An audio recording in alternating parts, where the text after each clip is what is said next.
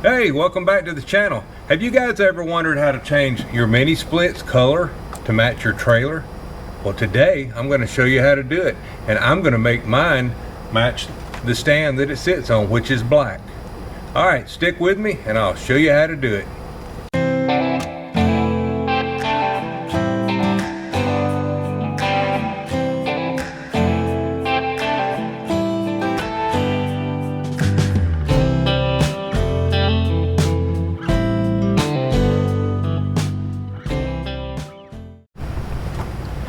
The main tool you'll need today is a Phillips screwdriver. Now I'm doing it on an impact.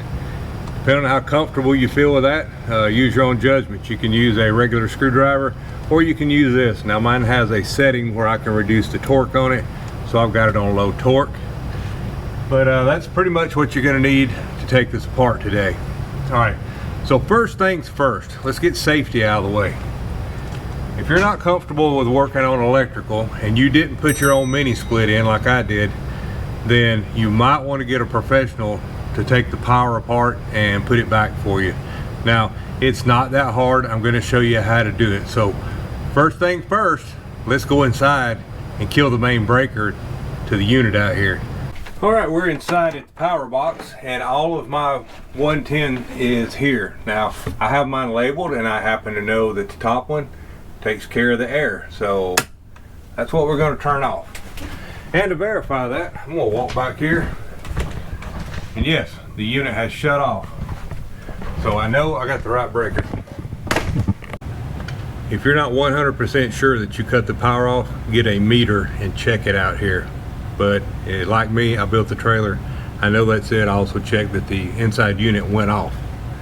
So the first thing you're going to do, you're going to remove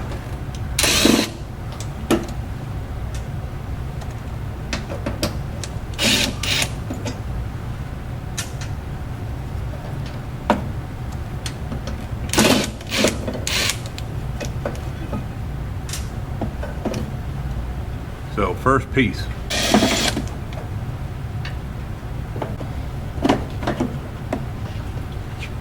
Second piece. Alright, this is your 110 side coming in, and this is the line that goes back out. 110, line going back to their handler inside. So what I like to do when I do this kind of stuff, even though I did it and I'm sure I can put it back, I get my phone out and take a picture of it. That way I can be absolutely sure when I go back that I did it the correct way. Do whatever works for you, pen and paper, whatever works. I just take a picture of it. Now I will tell you, when I go to put these back in, I will do it with a screwdriver, just because I want to make sure that they have good tension on them and I don't overdo it with the drill.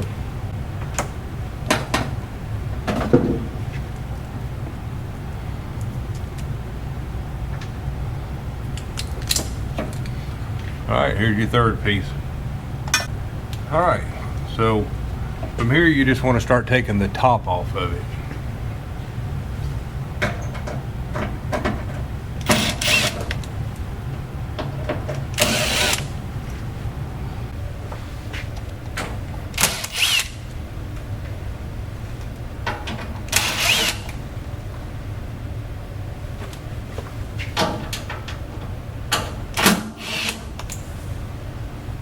And I forgot one on the other side.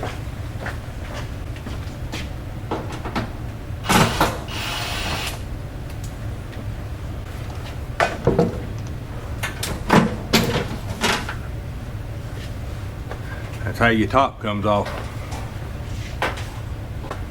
Alright, the next thing I'm going to do is I'm going to take the front off of it.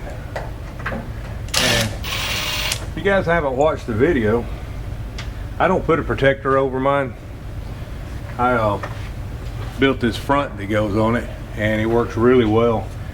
And if you notice some other videos, I leave mine running when we're traveling, and it just keeps bugs and stuff from getting in there and getting into the fan and other stuff. But anyway, you can just take this off with the 4 screws.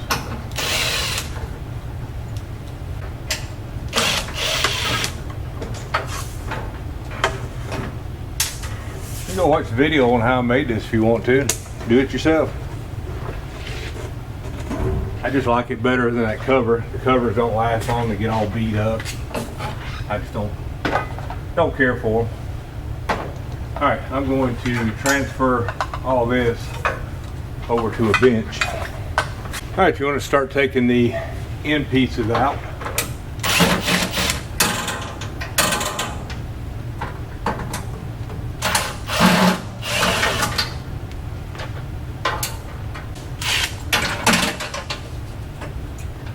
Be careful, you drop your pieces.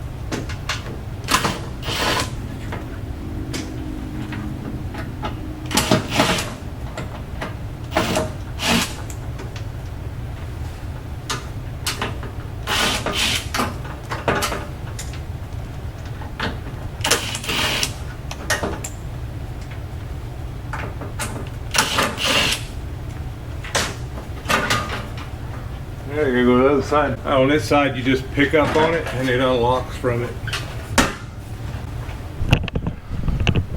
All right, you guys enjoying this so far? It's just a lot of screws and it looks a little intimidating, but really, it's not that bad. I've done 2 other ones besides this one, and it's just really not that big a deal to do it. Just don't let it intimidate you. As you can see, it's almost completely disassembled. Now the very bottom piece that it sits on, you'll have to paint it in place unless you want to remove the whole thing, and I don't. So what I'm going to do is I'm going to put paper and stuff and mask up around it, and I'm going to come in and paint just the little pieces on the bottom that are exposed, and we'll paint the rest of it off of it. I'm going to have to get a stubby screwdriver to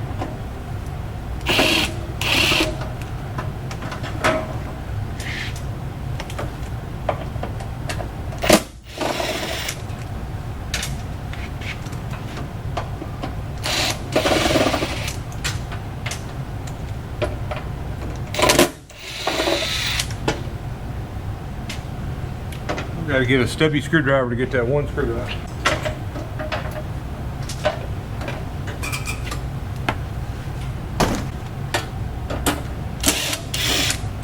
All right, you'll have to take these last 2 screws out that go in the electronic plate here. Just kind of slide it out of the way and then pick this last piece up off of it. And there you have it. Took the whole thing apart. Not that bad. As you can see, I'll have to come in here and try to paint this bottom piece, but I'm going to mask all this off and then I'll come in here and paint that. So the big thing is to take all of your big pieces that you're wanting to paint and get them where you can do a really nice looking job on them. Nobody's ever going to really see that small part at the bottom, but you want to do a good job on these other pieces.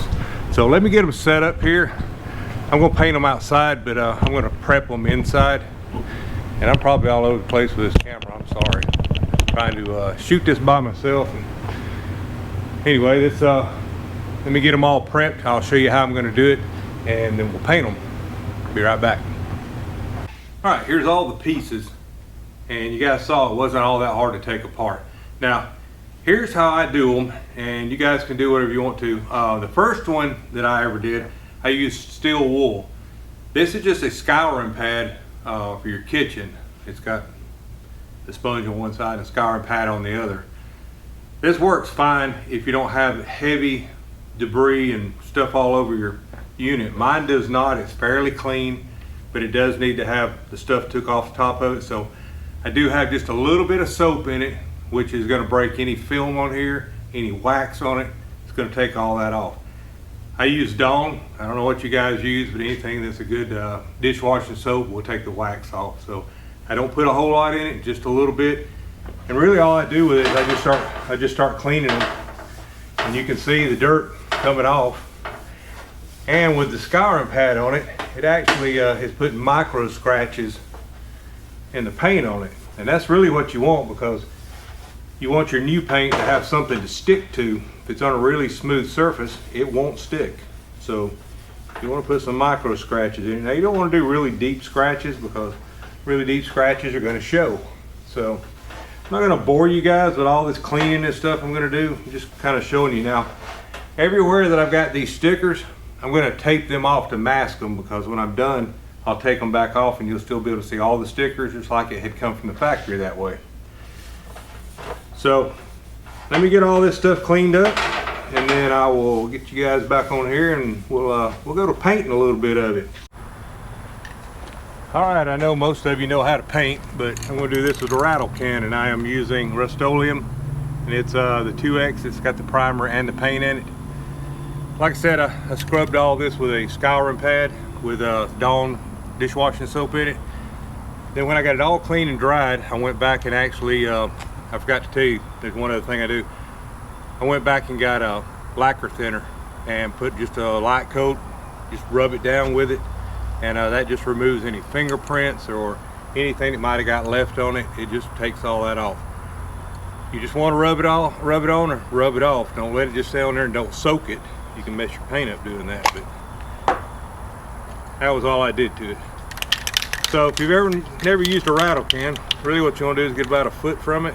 You want to make nice even strokes, and then come back and forth and overlap about halfway up each time, and it makes a nice looking paint.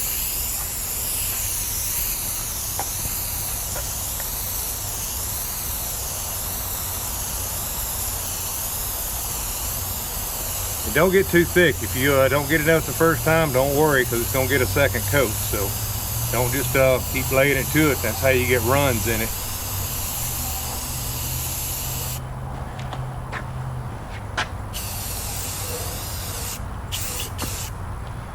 So you can see that's got a nice glossy shine to it right there. And you don't see any lines in it or anything, and that's what you're looking for. You're just looking for a nice even coat. Like I said, if you don't get it all the first time, don't just keep spraying at it. You're going to get another shot at it, because it gets two coats. So the hardest part to clean is these grills. It's the hardest part. They're tedious. You got to clean every little bit of it. It just makes it a pain to do it. But if you don't do it, then the paint won't stick to it good, and that's going to be the first thing that comes off of it. So I got a little bit of wind fighting me today. Now the grills may take you 3 or 4 coats to get it all, but again, don't get carried away with it and start putting everything off. Now you can see I taped off my stickers, the factory stickers, because I want to retain those. So just put you some painter's tape on it, and take an X-Acto knife, cut out around them. Again, just don't get carried away with it, because you'll run it. And I always go back and put another coat on, but you can't fix the run. You can see like where I'm painting this direction and I'm not getting the back side of that ridge. Don't worry about that. You'll get that on the next one. Start painting from the other direction. Again, it's the quality of the job. You don't want it to look like it was done with a rattle can. Just put it on there best you can. We'll get the rest of it later. All right, I've done the same thing here, except that you can see I have taped off the trailer and anything else that might get overspray on it. But we're going to try not to get overspray on stuff. We're going to keep it on top of this black platform, so any overspray I get up here, you're not going to see it anyway. This thing catches dirt all the time, so even if you do get some, you're not going to know it long. But you're really not going to see it. So really just kind of doing the same thing here. You're trying to fill in the spots that was the color you didn't want, painting the feet and stuff.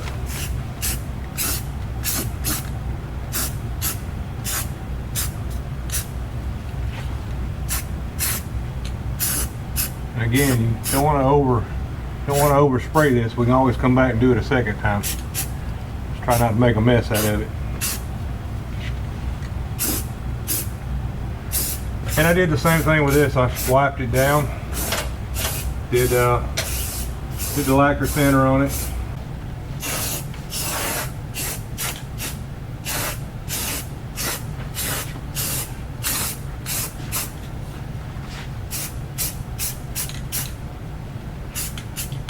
All I'm doing is touching up the spots on the feet and stuff out here that you can see.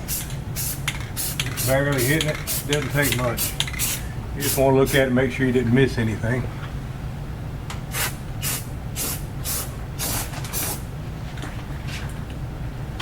And that is pretty much it. So we'll go back out and put another coat on the stuff we did outside, and then we'll come back in here and start reassembling it here in a little while. And I'll touch this up in here before we come back, but again, I won't bore you with that. So let me go get that done. Okay, we're going to start reassembly here. You guys can see I actually taped off the stickers. I'm going to pull the tape off now, and it looks like a factory paint job. So that's why you want to put the tape over, just make them look nice. Doesn't look like somebody came along and hit it with a spray paint can. Told you guys I was going to do this, putting it back together with a hand screwdriver. And the reason I do that is it's a lot easier to ring all the original holes and not strip them out. So I just use a regular screwdriver to put them back. Takes just a second longer, but you don't end up messing up things that way. All right, we took the panel out first time. This panel goes back in front of it like this. It doesn't go behind it, it goes in front of it. And as you can see, it's got a little spring to it. So just hold it in place, put the screw back in.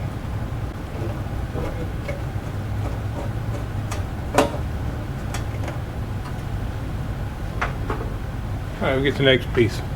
All right, we're just going in reverse order, putting this stuff back. All right, I'm gonna put the back grate back on.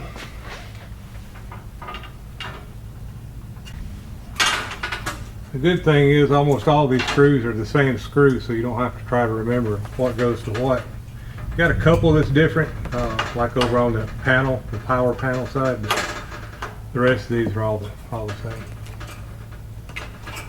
You guys remember the erector sets when you were kids, where you just got all kinds of pieces of metal and you had to put them together, make something out of it? Kind of reminds me of an erector set. So if you remember this panel over here, it locks in and slides in some slots.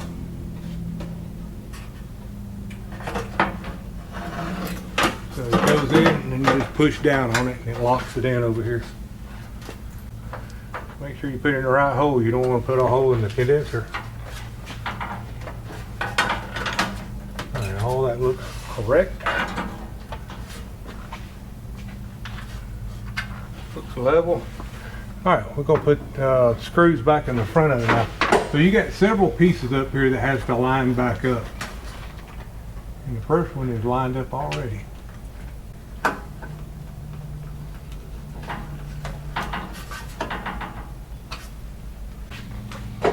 So I'll put this screw in this one, and there's one more goes right here. Now, depending on what model it is, it may be a little bit different than this, but they're really not any difference in them as far as I can tell. Like I said, it's my third one I took apart. All right, make sure I didn't miss anything up there. Everything looks good. All right, here go back to the other side now. All right, I'm still putting screws back in. You guys saw where I took all of them out. I ain't gonna bore you with putting them all back, but really you're just kind of doing reverse order here, tightening everything back up. All right, let me get the lid for it.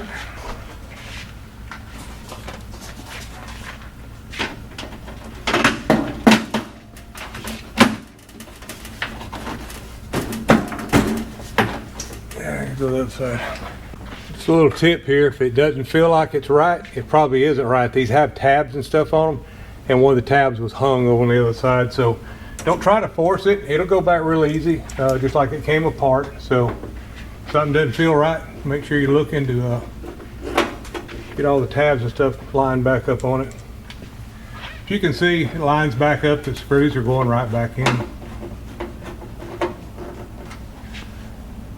So I got a couple more to put in on the other side. So we're going to take this and we're going to put the rubber grommets back in it, and they just push back in. It's got a little ring around them. Just get them lined up on the ring, push them back in there, and straighten them out once you get them in. All right, so remember, the left side was the side that goes to the inside unit. So we're going to put them wires back in there. And then the 110 side was on the right side.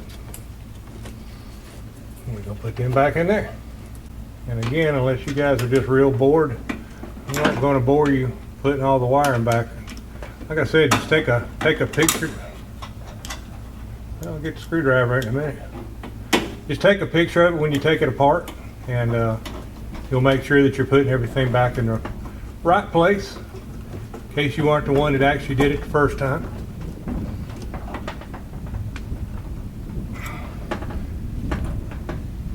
And then I'll see you guys in a minute.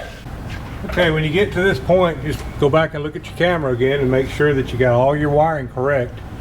And once you're done and you've finished here, just go back and double check all of your lines where they tap on, and just make sure they're snug. Now don't get aggressive and strip these things out or break them. Just make sure they're good and snug. But when you're messing around pulling on them and stuff, just make sure that they're still tight. All there is to that. I didn't show you, but on the top, I had a sticker up there too, and I also taped it off. And take that tape back off. Yep, looks nice.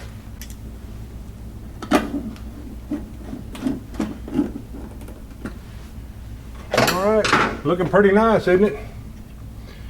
All right, there's a screw at the top. Lines go outside. Again, it's got the place is lined up and has a fit just right.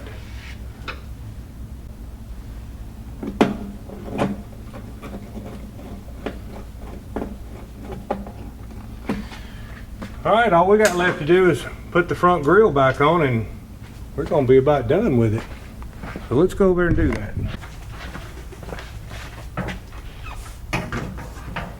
Got a little touch-up to do on this grill. This is actually the grill off the second one. I just didn't repaint it because it was the same grill, so I put it on. So I'll touch this one up with it on the unit later. I'll do that after a while. You guys ain't gotta watch that, but you can see there's a couple of little spots here that over the years paint's got knocked off of it. So again, that's why this cover's up here, to protect the fan and everything.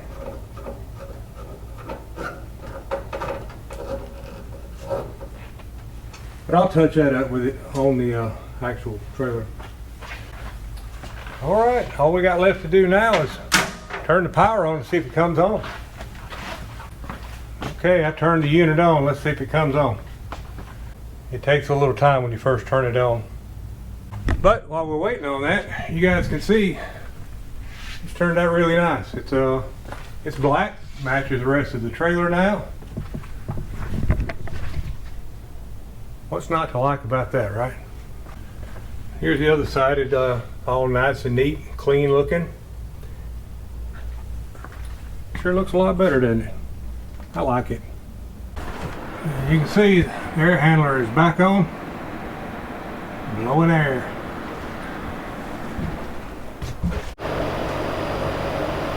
Okay, as you can see, it's running. Everything's kind of like it should be.